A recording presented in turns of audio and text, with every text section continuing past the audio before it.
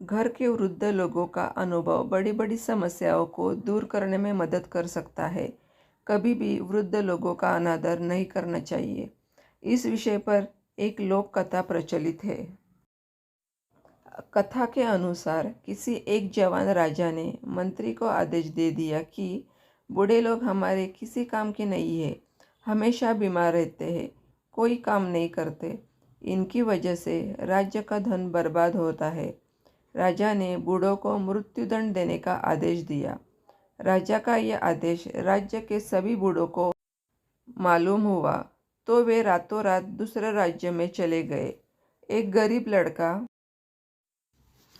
अपने पिता से बहुत प्रेम करता था। उसके पास इतना धन भी नहीं था कि वह घर छोड़कर दूसरे राज्य जा सके। इसलिए उसने अपने पिता को घर में ही छिपा लिया। कुछ ही दिनों के बाद उस राज्य में अकाल पड़ गया। राजा को समझ नहीं आ रहा था कि अब प्रजा की खाने की व्यवस्था कैसे की जाए। उन दिनों भीषण गर्मी भी पड़ रही थी। गरीब लड़के ने अपने बूढ़े पिता से अकाल से निपटने का उपाय पूछा। उसके पिता ने कहा कि राज्य से कुछ ही दूर हिमालय स्थित था।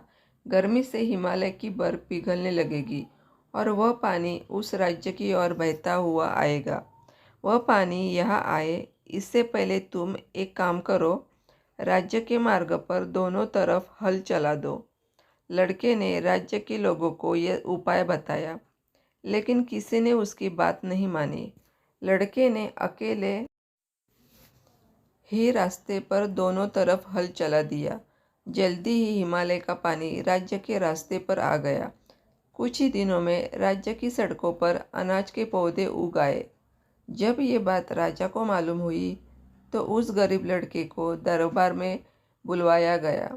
राजा ने लड़के से पूछा कि ये अनाज उगाने का ये तरीका तुम्हें किसने बताया? लड़के ने कहा कि महाराज, ये उपाय मेरे पिता ने बताया था।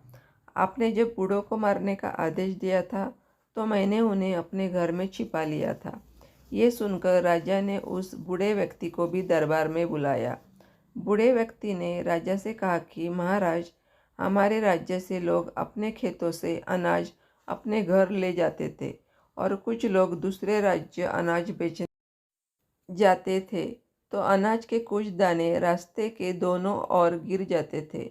जब मेरे बेटे ने रास्ते की दोनों तरफ हल चलाया और हिमालय का पिघला हुआ पानी वहां पहुंचा तो वो दाने अंकुरित हो गए और अनाज उग गया। बूढ़े व्यक्ति की ये बात सुनकर राजा को अपने आदेश का बहुत पछतावा हुआ और राज्य से गए हुए सभी बूढ़े लोगों को वापस अपने राज्य में बुलवा लिया। इसलिए कभी भी वृद्ध लोगों का अनादर ना करें, उनका हमेशा सम्मान ही करें।